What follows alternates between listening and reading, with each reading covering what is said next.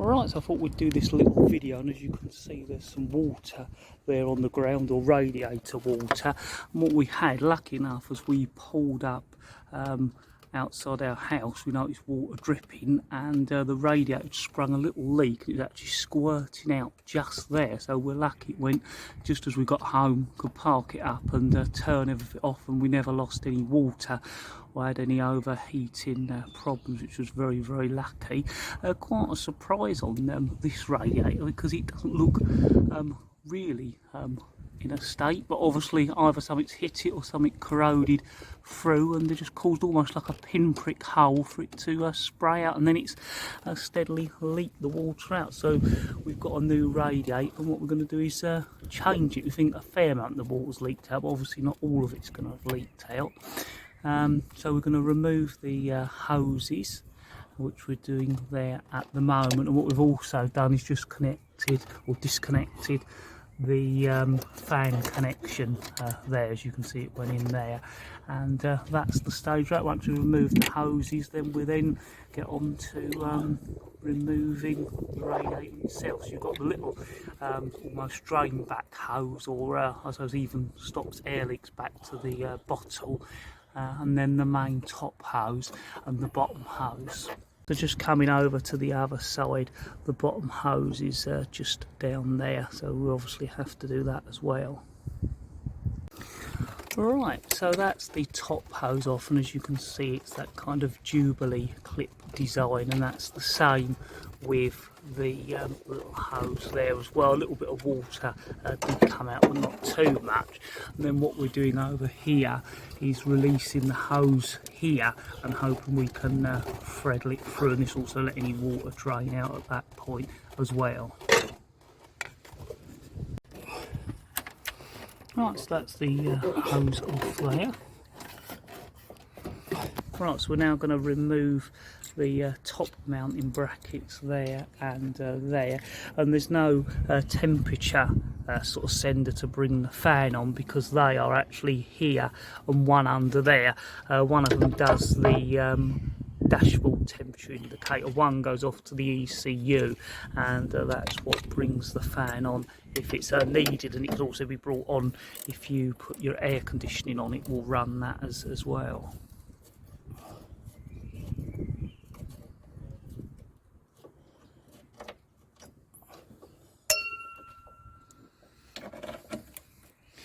And that's the one on the other side. And the good thing is you can remove this radiator without affecting the air conditioning. I know on some cars it seems to all be joint or a lot more difficult, which is really good and useful, because to do this job you don't want to have to lose all your gas and then have it re-pumped up or redoing it yourself. So that's one useful thing to know.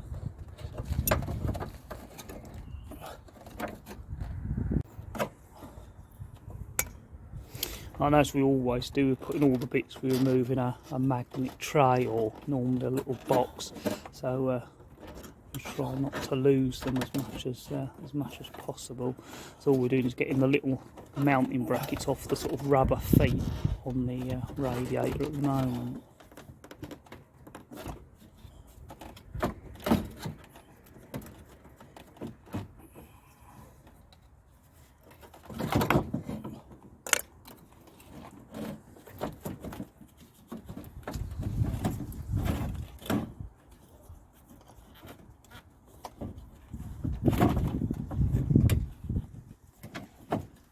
So what we're going to do now is slowly wiggle and jiggle that radiator out. It does come out, but it is just a little bit tight.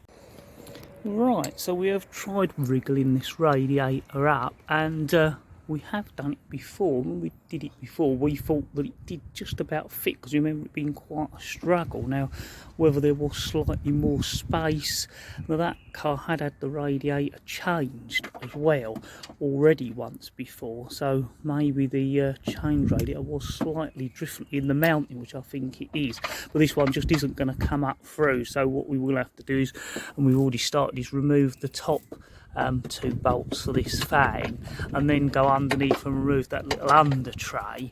We have showed that in videos before, and then that should let us get the two mounting points for this fan, slide the fan out, and then the radiator out, and that's how we'll probably put it back together as well. But it certainly was worth a try. It just shows that you can remember a job slightly different, or that one we were able to wiggle out, but this will be the easiest way for this one, and maybe for you as well. So it's just the case of going underneath and removing this little under tray. Lucky enough the 45s don't have a full under tray, and it's those series of bolts that run along there, which you can just about see us undoing now, and I'll show you when it comes off to give you a better look. Right, so we're under the car, and what we've been able to do is get the under tray off, so it just move in there, and let the radiator drop down a little bit lower, obviously watching the air conditioning pipes, and get the two bottom little nuts off there and there. Hopefully that'll then let us slide the fan off, and then the radiator will come out. And I think actually we do remember doing it like this when we did it before.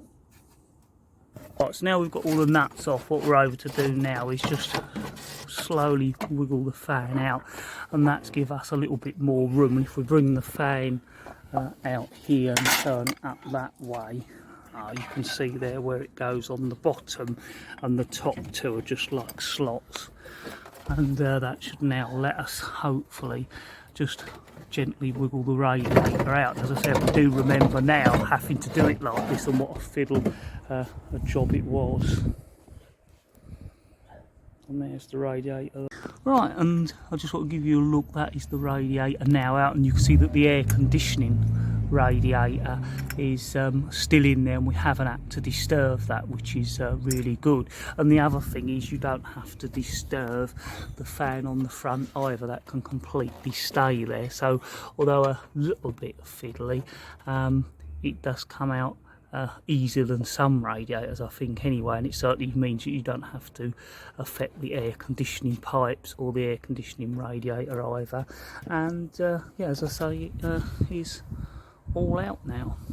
Right, so what we've done is took the rubbers off the bottom. The radiator's upside down at this point, and we'll also get this hose off now. Whether we put it back on the car and then on the radiator, the new one, or the other way round, will probably be how we tackle that at the time.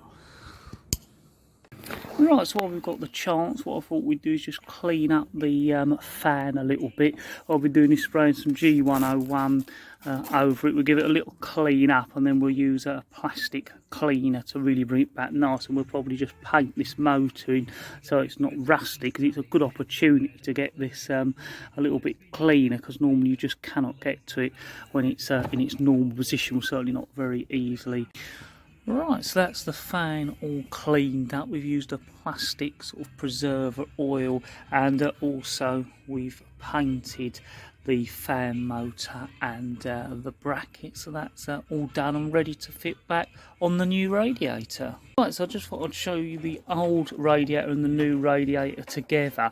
This is a radiator we already had, and it's one where we changed a radiator to rule something out, and it was more or less a new radiator, so we kept it in our stocks. We did order a new radiator for this car because this one was due to go in our green one over there, but the radiator that come is too small, so we don't know if it's the wrong radiator or a radiator without or radiator for a 45 without air conditioning, but we know that our ones take this slightly bigger radiator, so what we do is put this one in the blue one.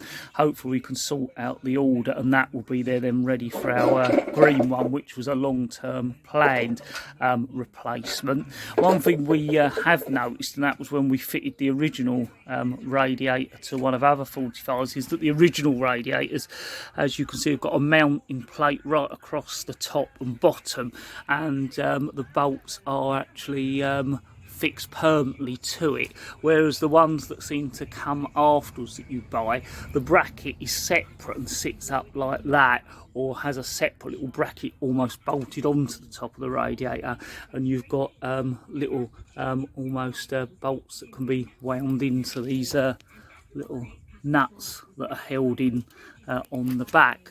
But apart from that, it looks the same as what's come out, which we knew it would be. If it was a new one we bought, we'd check that. And now we're ready to fit it. And again, we put the radiator in and then put the fan in secondly. But being that these are come out, it may make things a little bit easier. We just have to see.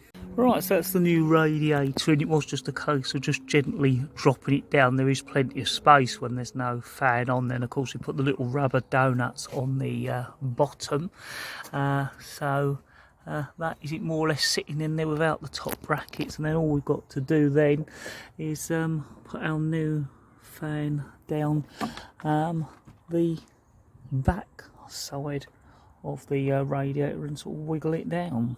Right, so the radiator's in, and what we're now doing is putting the bottom bolts in, and then these top ones just slot over. So if I come just back there, you can see that. Right, so we've now put the bolts on at the top of the radiator. So what we're going to next do now is connect the top hose, and of course not forgetting this little drain back hose and the hose that lets the air out of the radiator back up to the bottle. And of course we've then got to reconnect the hose that goes there and runs all the way down to the bottom of the radiator. If I just come up here underneath, hopefully you can see in there is where we put those two bolts in the bottom for the fan.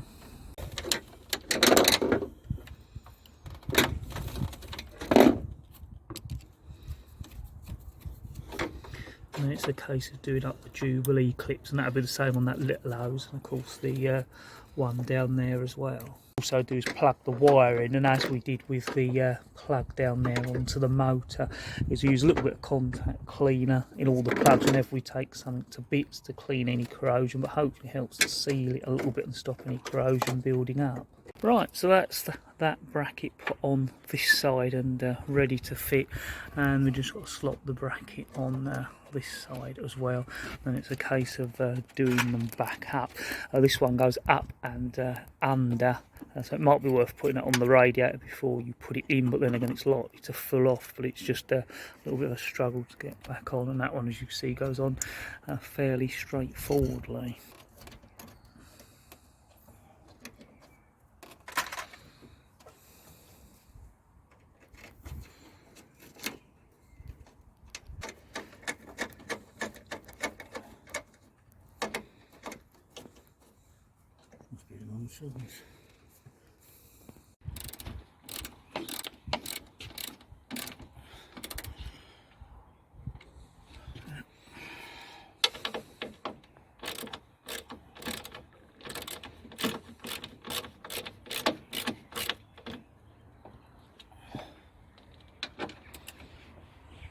So we thread all the hose back through here onto the bottom, and then up onto there, which is where we took it off to make things a little easier.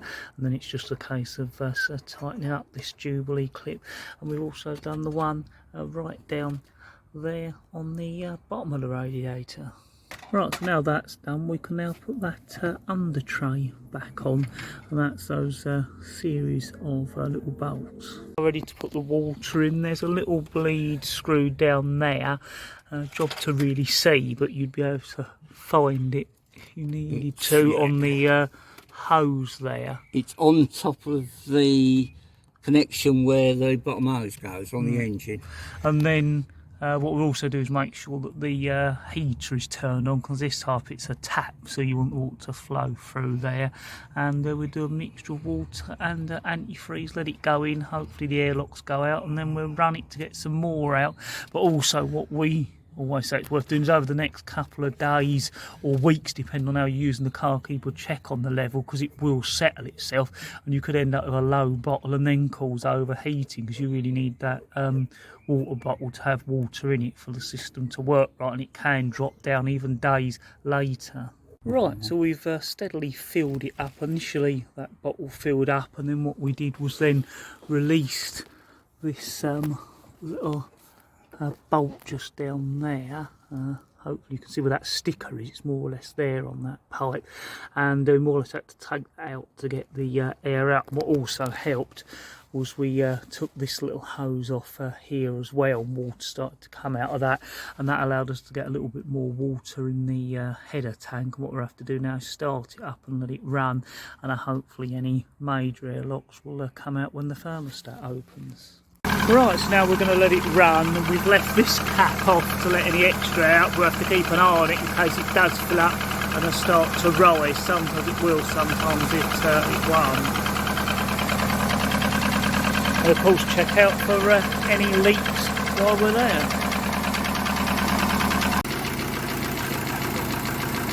Right, so we've had it running for a little bit, and now the radiator's getting hot and the hoses are getting nice and hot, and we're getting heat in the car, so we're going to put the cap on.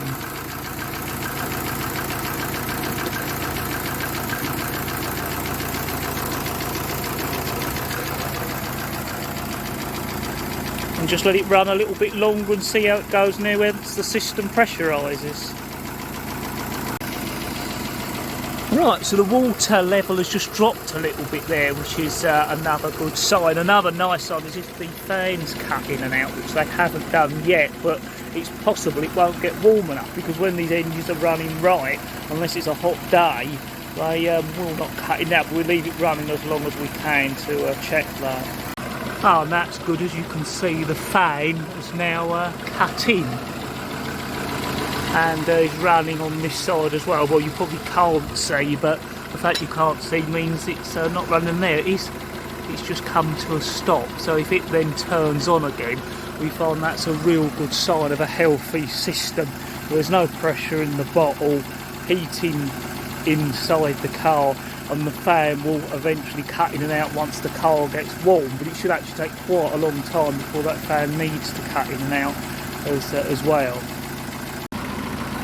And that's the fans running again, so the fans are cutting in and out as the water's flowing through the system. So for us, that is a really good, perfect sign that the system is running as it should do. Yeah, so just so you can see there, the temperature gauge is holding a nice steady temperature as well. So we'll turn the engine off and keep a check on it over the next few days and weeks to come, to make sure that water level doesn't drop. I mean, you should always be doing that anyway, we find, but certainly worth doing it when you've done a radiator change. Right, so that's that radiator changed. It's all off the axle stand, and we just let it cool down, and as I said, keep a good eye on the water level in case any airlocks come out and it drops. But that's it done. Hopefully, as always, that video has been of use to you. Don't forget to check out the other videos on the channel. As always, thank you very much for watching.